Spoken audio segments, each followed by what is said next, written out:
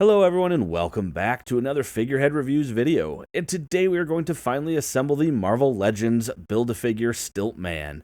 In order to do so, you're going to need all the figures displayed here, starting first with Miles Morales, who is going to come with Stilt-Man's harness, Gwen Stacy with his torso, Peter B. Parker coming with the head, Prowler is coming with the right arm, an alternate right hand, and a briefcase, Frogman coming with the left arm, alternate left hand, and a pistol. And then finally we have the hand ninjas coming with the extended legs. Very cool looking, but enough about that. Let's go ahead and get this assembled and take a look at Stilt-Man. And here is Stilt-Man fully assembled, and this first shot here is the same camera position I use when I'm shooting my 6-inch figures, so you can really get a sense of how tall this guy really is. And on the list of Build-A-Figures that I didn't know I wanted, Stilt-Man has definitely got to be up there, no pun intended.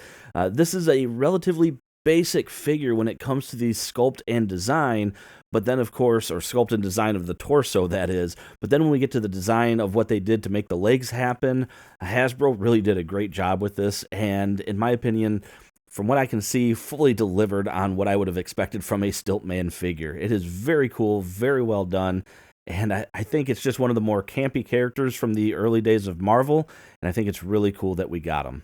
Now, Stilt-Man does actually get some accessories available to him, starting first with a pair of gripping hands used for his pistol and briefcase, and a pair of fisted hands. And then he does have this pistol here, which has a little bit of a sci-fi look to it, but nothing too out there, and it has a pretty similar color to the rest of the Stilt-Man body, but again, it's nothing too out there, and I think it works well for the character. And then you're also going to get this briefcase here, which turned out pretty decent. You get a little bit of gold paint there on the buckles. You do get a little leather texture to it as well. And then when you open it up, you're going to have inside some cash that can be taken out. So if you did want to have the briefcase empty and the cash like stacked up somewhere, you could always do that too. I think this turned out pretty good. And then I don't want to forget this little stand that does come with the legs. You can see we get multiple peg points, the two in the middle if you want to have him standing straight up, and then these two on the sides if you do want to have him in a walking pose like I had in one of the 360 shots. And of course, if you do multiple legs, you're going to get multiple of these, which is nice in case you do end up having them really tall if the legs are starting to be a little further apart than what one stand can accommodate. You can use the additional surface area and actually just have one leg on each stand if you need to, so that works out well. And when standing straight up with one set of legs, Stilt-Man is coming in at 11.5 inches tall, which makes him 29.2 centimeters. I have Daredevil here just to show you just how tall that really is.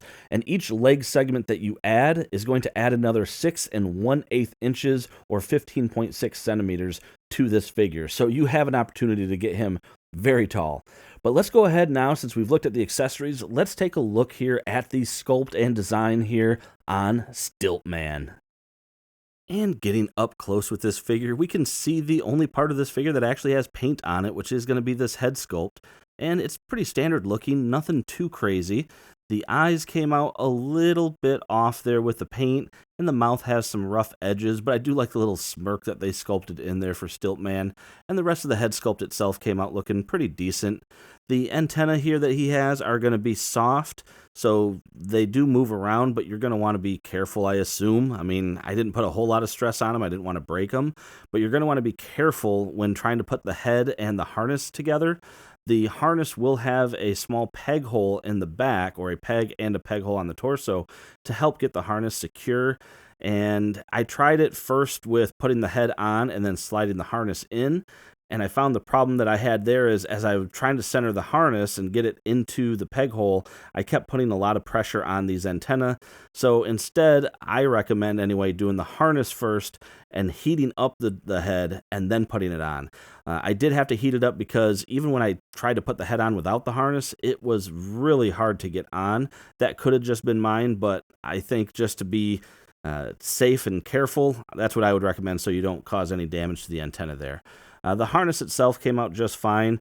You got the hydraulics here in the back, and then just that dome piece, nothing too detailed. And then the body itself is also nothing too crazy.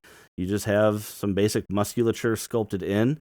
Looks good. You get a little bit of marbling there with the silver.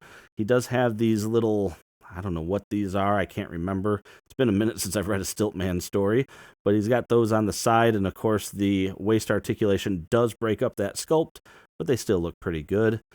And then you get some sculpt work here with the gauntlet, just some sculpted lines. Hands came out looking fine. And then the legs are, again, nothing crazy there either. You just have a straight line, and that's basically it. And you get little cups down at the bottom for the feet. So not a whole lot going on with the sculpt and paint department. Looking at the articulation, so the head can move side to side. However, if you go too far up or anything like that, you can see the antenna are going to hit on the inside of that dome. So it's going to be kind of tricky to get too many looking left and looking right poses. His arms are going to come up a little past 90 degrees there, full rotation, bicep swivel. He does have double jointed elbows, and I found these were a bit stiff, but they still work. You're going to have rotation and a hinge on all of the hands. He does have an ab crunch that can look down pretty good, which is cool. Considering how tall he is, it might be nice to have some of those poses where he's looking down. However, because of that harness, he does not look back at all. You do have waist articulation. You do have legs, which I don't know why you would do this, but you have legs that can come apart that far. He can actually kick forward quite a ways.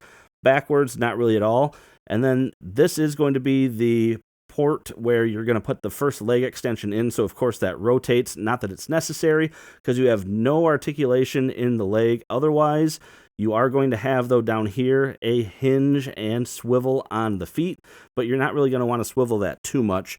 And then just while I have it here, this is what you're losing on one of the leg pieces. So you do have to take this much of the foot off in order to add an extension, just to kind of give you an idea. So there is technically another cut here for rotation, but that's not what it's meant for.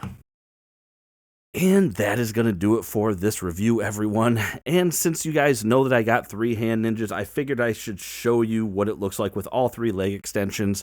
So we have here that Daredevil back again. And as you can see, I had to film this vertically because I couldn't fit it well enough in frame if I was shooting it horizontally. You would have seen too much of my review station, and it would have had to, I couldn't pull my camera back far enough. I don't have enough space behind my review station. So I shot it vertically here so we could get it in frame. But with this being one of the more gimmicky characters, and Hasbro really delivered on that gimmick with the figure, and for that I thank them for including the additional legs with the Build-A-Figure piece, or rather with the Army Builder figure of the wave, so that way you're actually getting the full effect of this gimmick, and I think that is really cool. And I will tell you, I had a heck of a time getting him to balance here.